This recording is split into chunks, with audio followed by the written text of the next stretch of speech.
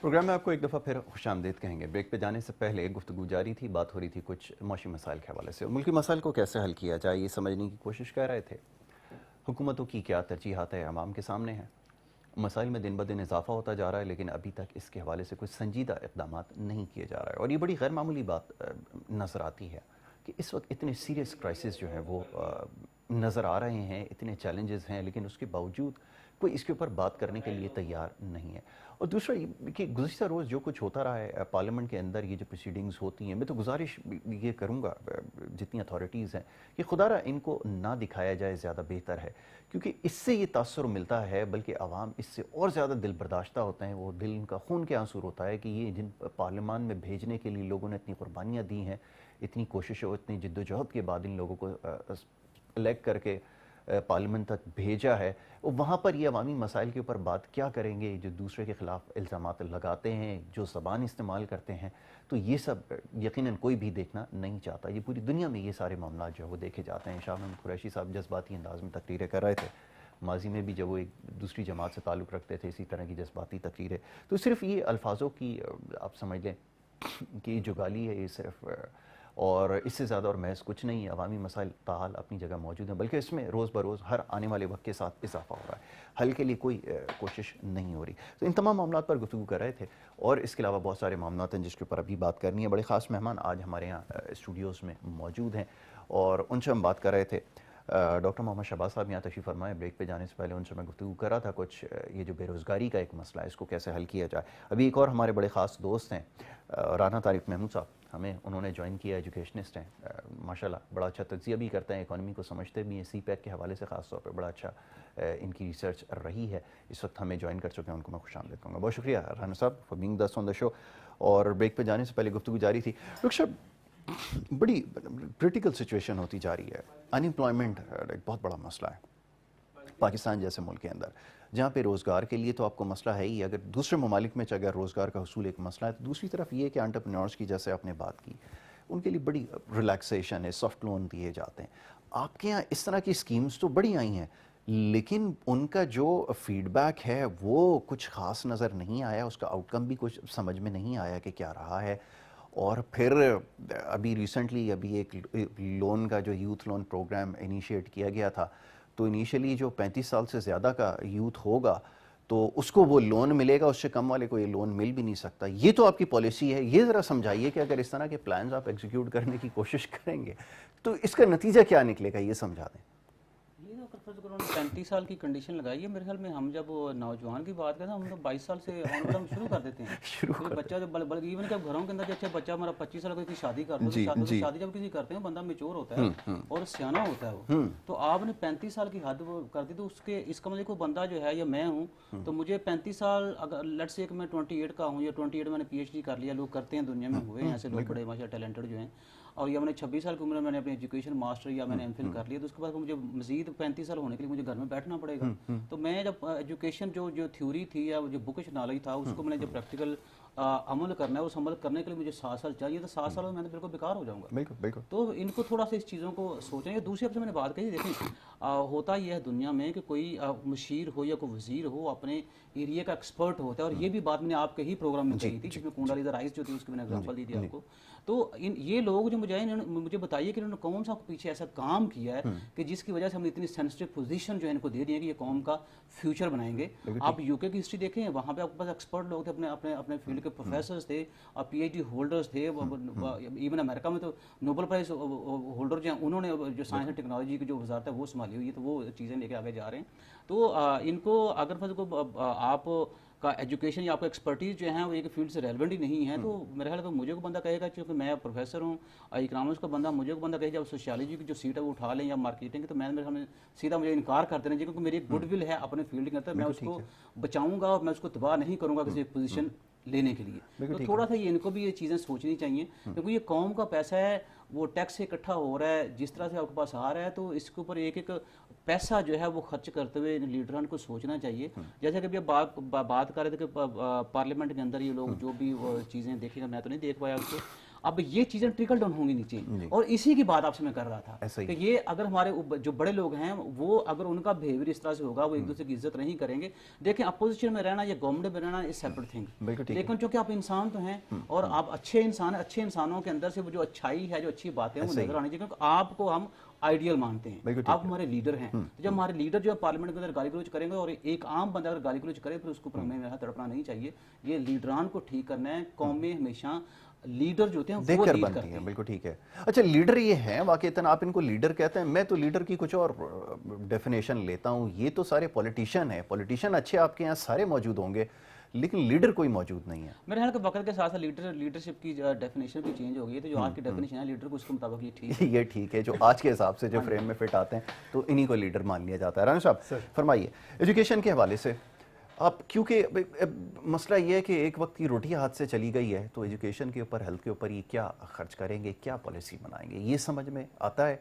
वो जो बाहर वालों से जिनसे ये डिक्टेशन लेते हैं कि पॉलिसी ऐसे बनानी है वैसे बनानी है, वो दो चीज़ों के ऊपर बड़ी सख्त कंडीशन लगाते हैं। वो एक हेल्थ और एजुकेशन। वो कहते हैं जी कि हेल्थ के ऊपर बड़ा काम आपने करना है और एजुकेशन के ऊपर, इसके लिए हम आपको लोन देते हैं, लेकिन सिवाय इन दो चीज़ों के हर चीज़ के ऊपर पैसा खर्च हो जाता है। ये बड़ी हैरानकुन बात है, क्यों नहीं इसके ऊपर फोकस करते? यासिर साहब, आपने जो बात की शुरू में कि हम जिनको इलेक्ट करके वहाँ पे पहुँचाते हैं, डेफिनेटली एक तो सोसाइटल, हमारी सोसाइटी उस तरह से डेवलप नहीं हुई और हमें पता नहीं चलता कि हम किन लोगों को इलेक्ट करके पार्लियामेंटेरियन में भेज रहे हैं। बिल्कुल ठीक है। दूसरी बात यह है कि उन पार्लियामेंटेरियन ने हम पे डिसीजंस, हमारे डिसीजंस लेने हैं, डिसीजन मेकिंग प्रोसेस जिसे आप कहते हैं ऑर्गेनाइजेशन डेवलपमेंट के सब्जेक्ट में, उन्होंने डिसीजंस लेने होते हैं।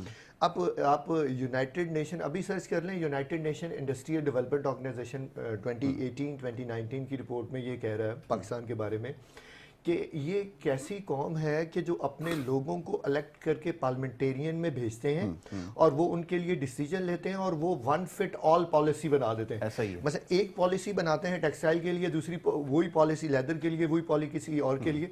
इसका मतलब यह है कि अगर आप पॉलिसीज डेवलप नहीं कर सकते तो अब जो क्वेश्चन मार्क आता है वो है उनकी कैपेबिलिटीज का, कि क्या वो इज कैपेबल। अब जब कैपेबिलिटी पे क्वेश्चन मार्क आता है तो डेफिनेटली आपके एजुकेशन सेक्टर पे बहुत बड़ा क्वेश्चन मार्क आ जाता है। तो अगर हम डेफिनेटली एजुकेशन सेक्टर्स को नहीं प्रमोट करेंगे, एजुकेशन सेक्टर सिस्टम्स को नहीं ठीक करेंगे, तो कैपेबिलिटीज़ नहीं जनरेट होंगी। जब कैपेबिलिटी नहीं जनरेट होगी तो आप जिन लोगों को इलेक्ट करके या जिन लोगों ने आपके बिहाफ पे डिसीजंस लेने होते हैं, पूरी एक ऑर्गेनाइजेशन की बात कर लें या पूरी कंट्री की बात कर लें, एक सोसाइटी की बात कर लें, एक स्टेट की बात कर लें, वो उसकी कैपेबिलिटी पे बहुत बड़ा क्वेश्चन आ जाएगा। तो इसका मतलब यह है कि अगर इंडिविजुअल को डेवलप करना है तो पूरी सोसाइटी डेवलप हो जाएगी या पूरी इकॉनमी। मैं तो स्टूडेंट भी नहीं हूँ डॉक्टर शहबाज साहब का, डेफिनेटली मैं तो उनके ख्याल के बराबर भी नहीं। तो इकॉनमी को अगर जनरेट करना है तो डेफिनेटली आपको एजुकेशन सेक्टर्स पे काम करना पड़ेगा। इकॉनमी जनरेट करना है तो आपको सोसाइटी पे काम करना पड़ेगा, सोसाइटी एथिक्स पे काम करना पड़ेगा, सोसाइटी कल्चर्स पे काम करना पड़ेगा। हमें प्रमोट करना पड़ेगा अपनी एजुकेशन सेक्टर्स को। हमें एजुकेशन सेक्टर्स, हम अभी तक यही नहीं डिसाइड कर पाए कि एजुकेशन सेक्टर कौन से होने चाहिए, कैसे होने चाहिए। फिर एक चीज जो कंट्री की इकोनॉमी में बहुत इंपॉर्टेंट रोल प्ले करती है वो टेक्निकल एजुकेशन है। इसका मतलब है कि आपकी कैपेबिलिटी विद स्किल्स बहुत इंपॉर्टेंट है, तो आपकी एक्सपर्टीज बहुत इंपॉर्टेंट है। जिस चीज में आप एक्सपर्ट्स हैं वही चीज आप प्रोड्यूस कर पाएंगे और उसी से आपकी पूरी इकोनॉमी को जनरेट करना पड़ेगा। अच्छा, दूसरी बात यह है कि चाइना ने रिलेशनल कैपिटल से रिलेशन सेट किया और कैपिटल जनरेट कर लिया। बिल्कुल ऐसा ही। हम भी उसके साथ हमने भी उसके साथ रिलेशन जनरेट किए। हम कैपिटल क्यों नहीं जनरेट कर पा रहे? That's the basically biggest question. ये बहुत बड़ा क्वेश्चन है कि अगर वो, इसका मतलब है कि वो प्रोडक्टिविटी कर रहा है, वो प्रोडक्शन कर रहा है, वो जो कंट्री है जो कैपेबिलिटी अपनी एजुकेशन सेक्टर पे काम करेगा, वो कैपेबिलिटी जनरेट करेगा, चीजों को प्रोड्यूस करेगा और पूरी दुनिया में अपनी लो प्राइस पे चीजों को इसी तरह बढ़ता है। उससे कॉम्पिटिटिव एडवांटेज मिल गया। उससे कॉम्पिटिटिव एडवांटेज उसकी एजुकेशन ने दिया, उसकी स्किल्स ने दिया, उसकी एक्सपर्टीज ने दिया, उसकी नो हाउ ने दिया, उसकी इंफॉर्मेशन ने दिया। उसको किसी और चीज ने उसको जनरेट नहीं किया। इसमें education is most important thing. I see China 92 के बाद से जो हालात रहे हैं, मैं उसको चाइना कंसीडर करता हूं। उससे पहले तो जाहिर है कि एक स्ट्रगलिंग फेज में था और बड़ी क्रिटिकल सिचुएशन थी। वो मतलब मोरलेस आपके जैसे ही हालात थे, लेकिन उसके बाद जो डेवलपमेंट हुई है इस शॉर्ट स्पैन ऑफ टाइम के अंदर कितना बड़ा आपने देखा कि चेंज आया, एक पैराडाइम शिफ्ट पूरा आया, और उसके बाद देखें कि दुनिया की सबसे बड़ी इकॉनमी जो है वो इमर्ज हो गए हैं, सबसे पावरफुल इकॉनमी बनते जा रहे हैं, स्टेबल इकॉनमी है, लेकिन हमारे यहाँ स्टेबिलिटी दूर दूर तक नहीं है। और अगेन जैसे अभी राना साहब ने बात की है, बिल्कुल ठीक है, एक तो right person for the right job नहीं है, और फिर बेसिक एजुकेशन नहीं है, इसकी वजह से हमें बहुत बड़ा नुकसान हो रहा है। डॉक्टर साहब ये फरमाइएगा, कुछ अर्से पहले एक शख्सियत थी, उनका मैंने इंटरव्यू किया था, और उनसे जब ये बात हुई थी कि हमारे जो फॉरेन डिप्लोमेसी के हवाले से कि इतने ज़्यादा हम जो क्रिटिकल मिस्टेक्स करते हैं कि what do you think, what's the reason behind that, तो उन्होंने ये कहा कि ये जो बेसिक एजुकेशन है ये सबसे ज़्यादा ज़रूरी है, ये शायद इनकी ट्रेनिंग ऐसी नहीं है कि ये आगे जाकर डिलीवर कर सकें या अच्छे डिप्लोमेट्स या अच्छी डिप्लोमेसी कर सकें।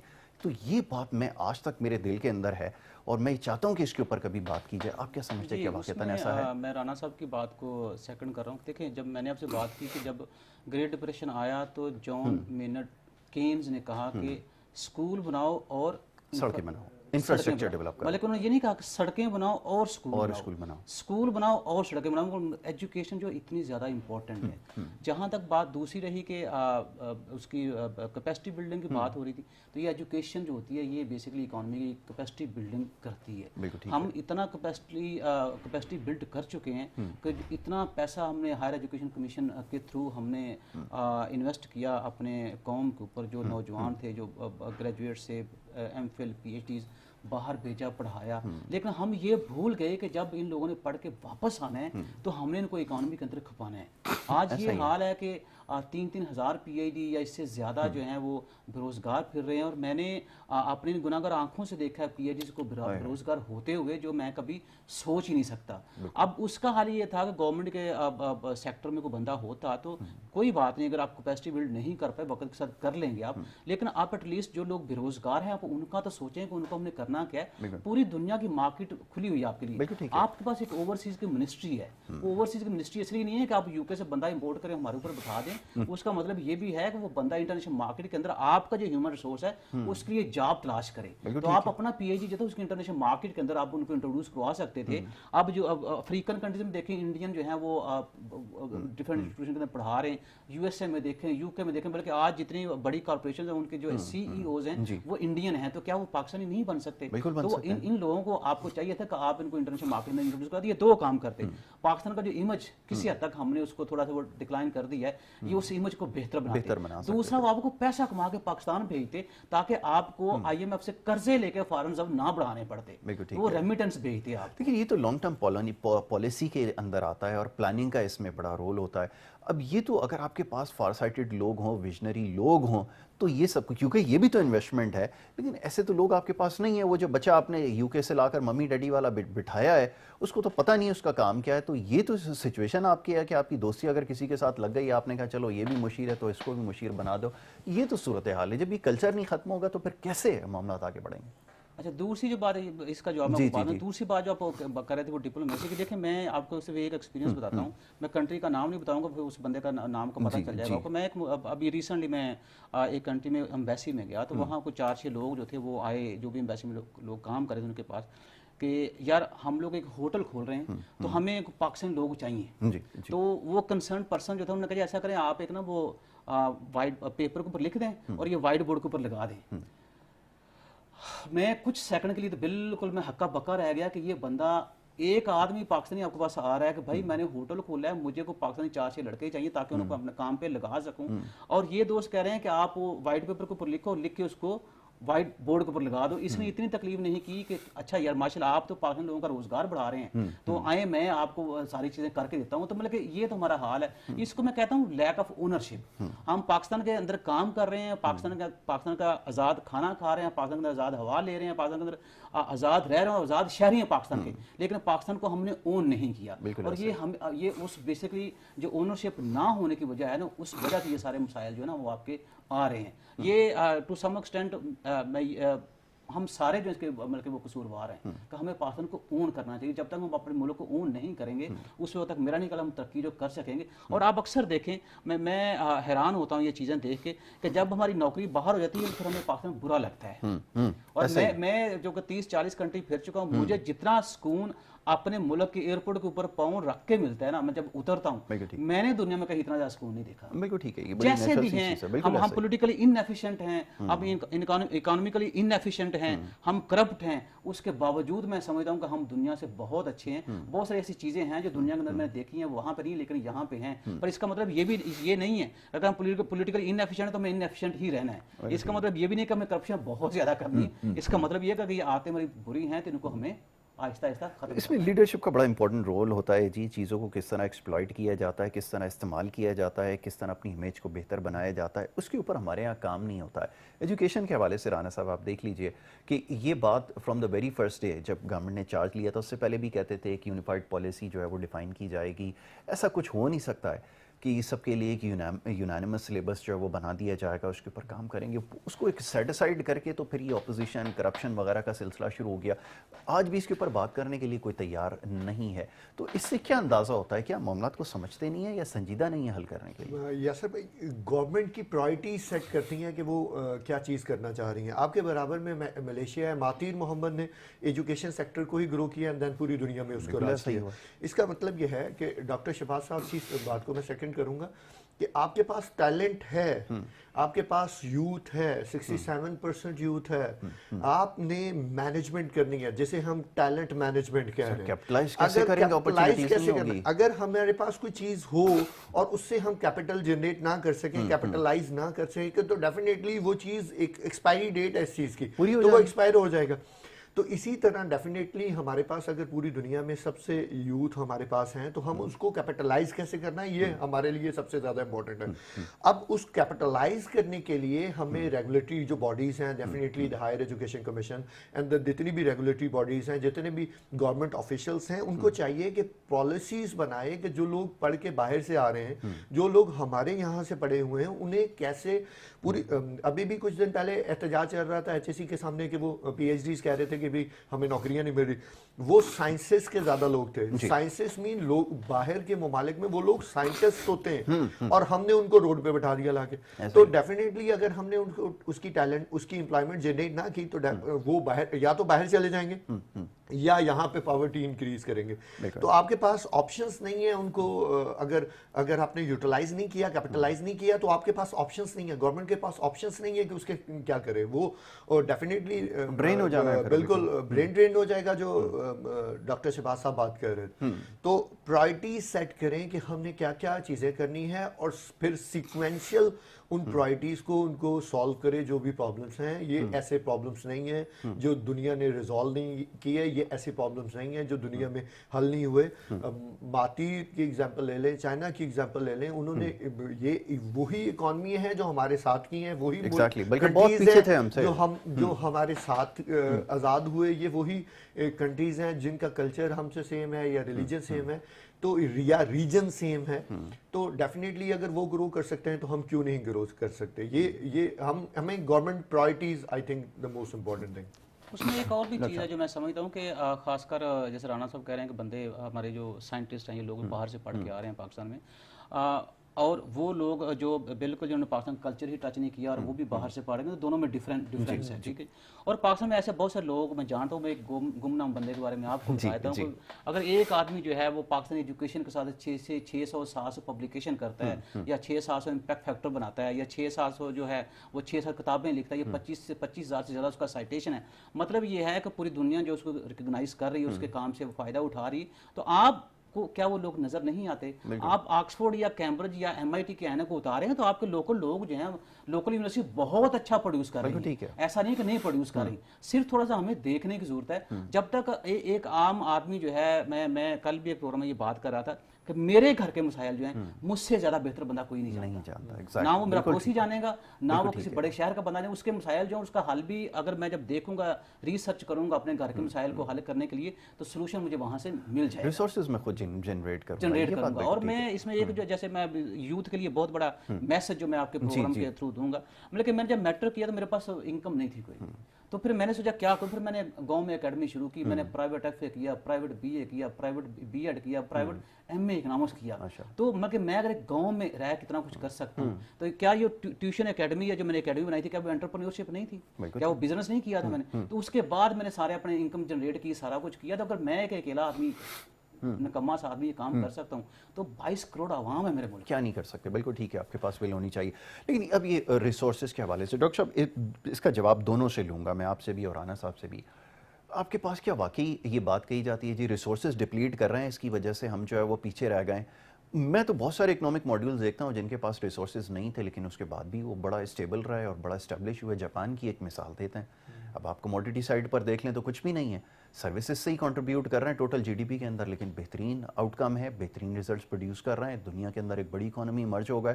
تو ہمارے یہاں کیوں یہ روتے ہیں کہ یہ جی ہمارے پاس ریسورسز ڈپلیٹ کر رہے ہیں، ہمارے پاس جو ہے وہ جو ہمارے پاس جتنی جو تھے منرلز تھے، یہ وہ نیچرل گیس وغیرہ، اس کو لا کر کھڑا کر دیتے ہیں جی یہ ختم ہو رہا ہے، اس کی وجہ سے ہم کچھ نہیں کر پا رہے. یہ بات کس حد تک درست ہے؟